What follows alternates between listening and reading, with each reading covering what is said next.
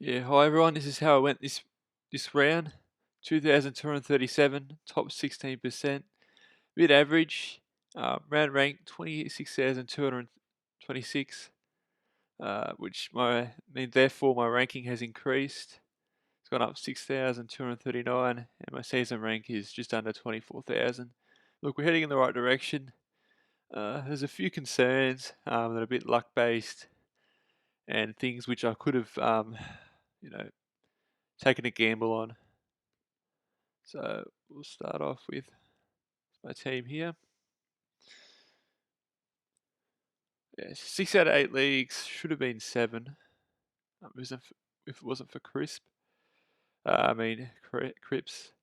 Anyway, first off, Jaden Short, 111. Everyone has him now, just about. Not his best game, not his worst. It's his standard 111.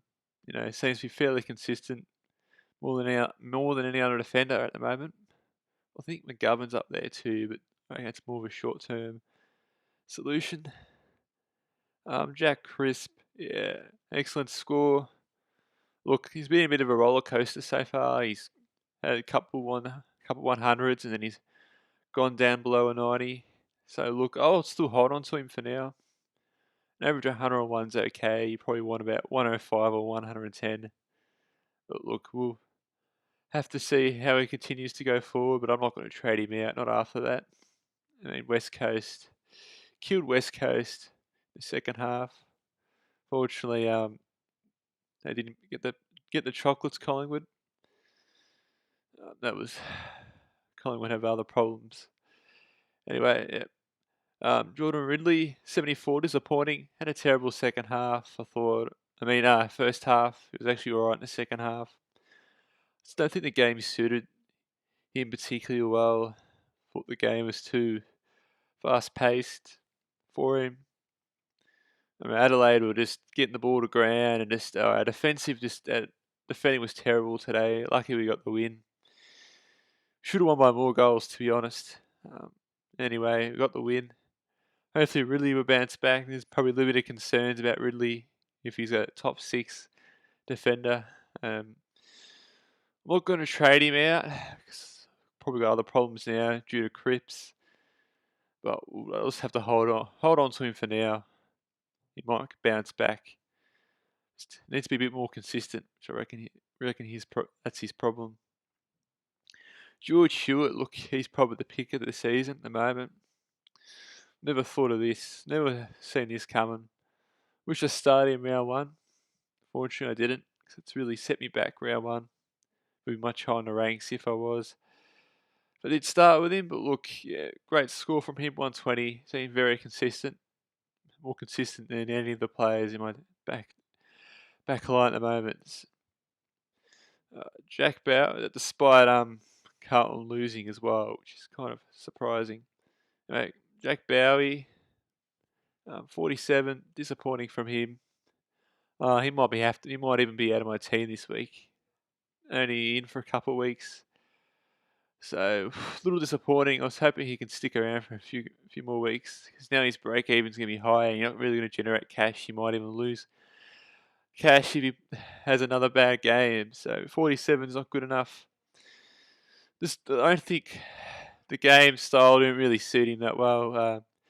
The game that pretty much Port Adelaide played, it was more the way that Port Adelaide played than what Melbourne played and how he played. So I'm just going to take the money and run with this and probably upgrade to a Hall or a Tom Stewart. We'll soon see how we go with the other selections I make this week. I might have to make a trade boost this week because there's other concerns I've got with the team. Paddy McGarton, 55. Yeah, a little disappointing in the end. He had a good first half, but the second half was non-existent, which is annoying because you've got O'Driscoll and Sam McConning all scored more than McCartan and Bowie, which is probably a little unexpected. Should I have taken a 62? Look, if it was probably 70 plus, I probably would have taken it, but I've got no other loophole there. So that's the thing. With O'Driscoll, fantastic score. Not many people picked O'Driscoll now, which is a huge advantage in cash generation, which would help me long term, I reckon. Got the huge edge. Fortunately, I didn't get this score, otherwise I've been massive ahead. the competition this round and would have got a fantastic score this round. Look, if I had him over Bowie, it's like nearly 60-point differential. Yeah. So look, McCartan's break even. Might not make much more money now, McCartan, so might have to bring in someone else. I'll hold him for a few more weeks. Might be able to make a little bit more money. Bowie might have to go. Might be a hold for another week. We'll just wait and see. The Conning's a hold. Should make a little bit more money. And O'Driscoll, definitely keep him. He might even be my first, top 6 at the moment. Might even just be on-field option. McRae, took his VC score. And it was a smart idea. In the end, 158, take that. Jack Stewart, 125, not the best, considering St Kilda smashed Hawthorn. Gives us an great all-round performance from St Kilda, which is what you want, from a team. I reckon I'm at the 8 this season now, St Kilda. I know it's only round 4, but yeah. Lockie Neal, 128, not his best. It was a good thing I didn't captain him or VC him. I know he did play the first game, but he had a tag with Mark O'Connor. I just think, it's not going to work out. Look, 128 with a tag. It's pretty good, particularly his team lost. So, look, we'll take that. And this is probably the biggest problem I find, or for a lot of other people this week, is Patrick Crisp. The reason why I lost one of my league games, which I just should have won. And 38, look, he got injured early on too. He scored a goal, but didn't do much after that. And it's pretty much Carlton disappointing from there. So, look, we'll take the money and run here. Didn't really gain much from it, and probably look to be a fair pick now after that, which wasn't looking to be. I reckon Chris could have got 130 and Carlton could have won. Maybe that's a big call, but look, it's just one of those things. It's a high risk pick. Look, you've been laughing for the first 3 rounds, particularly the first 2, but yeah, it's just all falling apart for Cripps, and it could be Carlton season. So disappointing from him, Cripps, because he was looking really solid in the pre-season, the first 3 rounds, and even the first quarter, he looked pretty good. So look, he probably has to go. I don't know how long it is, but if it's probably more than 3 weeks, you probably just have to get rid of him. I don't know who to bring in. I might even bring a Parrish or a Bond, or I'll have to go down, and I'm not too sure what to do from here. Probably going to have to use 3 trades because of this issue, but we'll soon see. Matt Rowell, disappointing from him, even though Gold Coast won pretty convincingly in the end. 65 is not good enough. It's going to affect his cash strand, and I don't think he's a keeper at the moment at this stage. Probably have to keep him for a few more weeks. I reckon he'll still go up in value.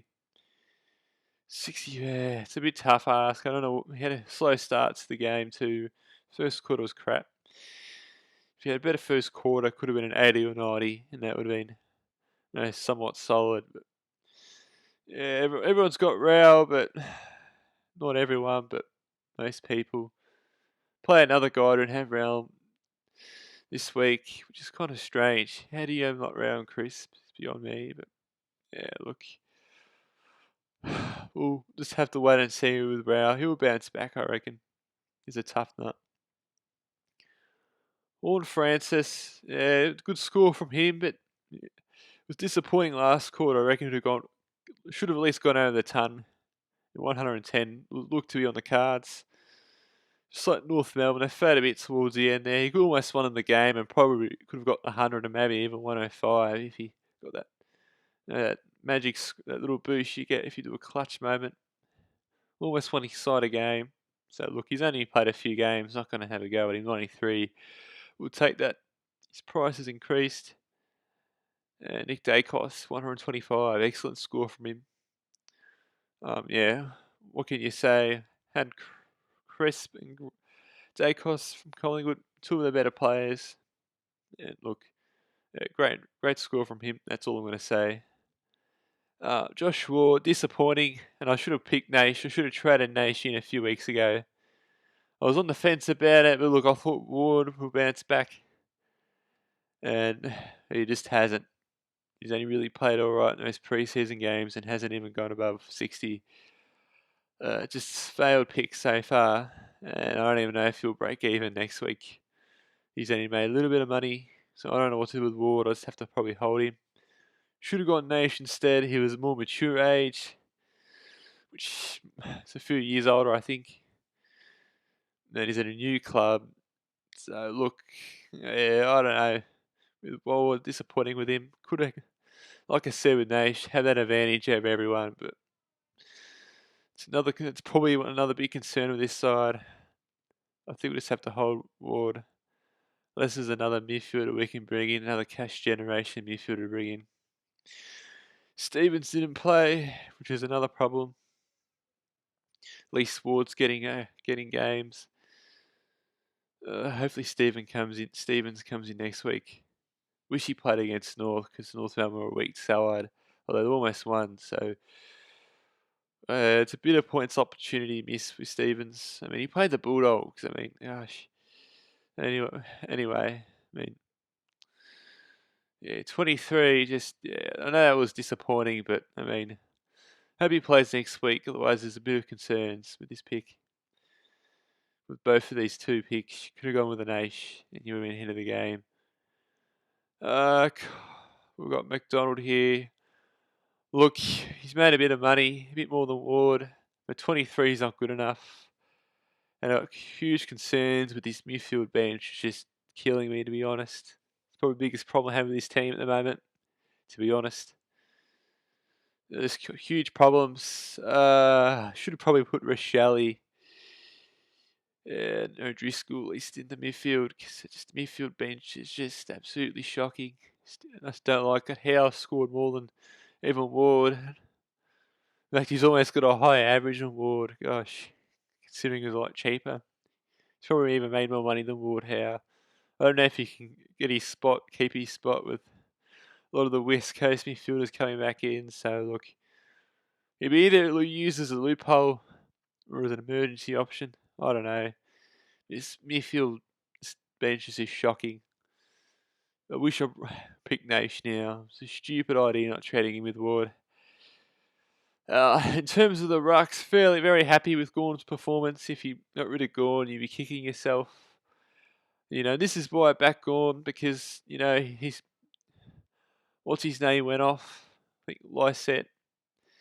It wasn't particularly Poilard's game, and look, he dominated Gawn. He was due to a big score, and if you kept him, you get the rewards, and his price has actually gone up. So if you're looking to pick him up for a cheap price, looks like you're going to have to wait a bit longer. So yeah, suck eggs for those people who got rid of him. I know I was thinking about it, but nah, Gawn's a champion for a reason. Grundy, 118. Not as good as what I thought he could have gotten. Not the best. I don't think Grundy's going to get to that 120, 130 scores anymore. Yeah, a little disappointing from him.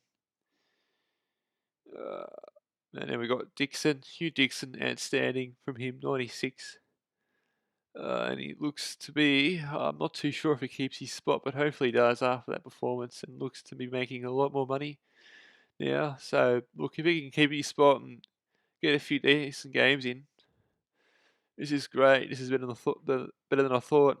He's made more money than all these bench midfielders here, so who would have thought? He's averaged more than Ward. Unbelievable. 96, if you had him as a loophole option, you'd be laughing. And even if you had Wits too here in the ruck, you probably, Wits over Grundy might even have been a good selection this year so far. Josh Dunkley, 103. Disappointing, not disappointing, but I was expecting to go a bit more against Richmond. 120. Look, everyone just has him anyway. But Bulldogs were disappointing. I think it was their bottom end. And this forward line, they really miss Bruce. And that's just killing them. You can't win games kicking that inaccurate. Zach Butters, 57, and yeah, this is another huge problem too. I know everyone has him, but look, I'll hold him for another round. Whoever Port play, they play Carlton. It's another 50-50 game, I reckon. Don't know with Carlton as well after tonight's performance. Look, not the worst score. I mean, it is a shit score, but what am I saying? Look, I'll hold on to him for another week, just to put it that way. I reckon he might bounce back. Just Port Adelaide's just game style and just not working. And they need a forward line for Butters to kick to when he's playing in the midfield. And Dixon's not there, which is a huge loss. I think they had Gray and I think Elia out too, which is another problem. I don't know if that affects Butters, but it doesn't help, I don't think. Coniglio, yeah, it's a bit of a roller coaster, this pick. He performed really well last week, but disappointing. Just like GWS were in the last quarter, and particularly the last 10 minutes, that are absolutely smashed. He'll go up in value, but is he a keeper? Still unsure. Can't be dishing out 64s, unfortunately. Not good enough. But what is good enough is Will Brodie, and yeah, 135. Excellent job from him. He'll probably keep his spot now because he deserves it after that. And look, he's probably going to make a lot of coin now. More than probably Coniglio now, I reckon. 100 average. He's got a high average than Butters and Coniglio. Who would have thought? Jeez. Unbelievable. It looks like he's F2 at the moment. Yeah, looks English might be a bit higher, but yeah, outstanding. Tom Cherry, disappointing. Yeah, he went missing after quarter time. I know he went off for a quarter, I'm pretty sure. And yeah, I'll hold on to him. I reckon he might make a little bit more money. It's kind of tough because he didn't play particularly bad. He just was off for a quarter, and Laddams went out, so he could have easily gotten a 70 or 80 again still, which is an absolute killer. Yeah, look, I'll hold on to him for the time being. Who the North got? The Bulldogs. It's going to be a tough one, I reckon. Not too sure now. With everything going on, we might have to hold on to him. And yeah, Hayes didn't played, which was ended up being good for me in the end because I got the loophole with Martin and McRae and Rochelle. Yeah, look, if you had Rochelle on field, you'd be laughing. 106, excellent score from him. Happy with that. Continues to make money. He was due for another good score. Fortune was against my side. Which, says a lot about my Essendon's defence. It's not good enough. Martin, yeah, good job from him. It's going to make a lot of money. Keep him. It's going to go up in value. So, yeah, Martin, probably have him on field. Shelley, depending who Adelaide play. If they play against it, mediocre side, you might even chuck the emergency on him and have Martin on field and Hayes on the bench. Hopefully he plays, which he might even play because Ryder might be suspended, which Hayes then should be selected, which is good for us, and hopefully he can generate a bit more cash because looks like the midfield has huge issues here with the midfield bench. Wish I had Nash now. Wish I traded him, got him in a few weeks ago. Would have put him ahead of the competition with cash gen and points. Just Cripps as well. Have to sort that all out because he's probably going to have to be traded out by the looks of it. So yeah, overall, not too bad. My rankings increased, which is great. But my round ranking it's dropped off slightly this week. Not too bad. We're in an okay position. Could be a bit better. But I think there's a lot of problems I have that other people have. That's it from me. Like and subscribe if you want more content.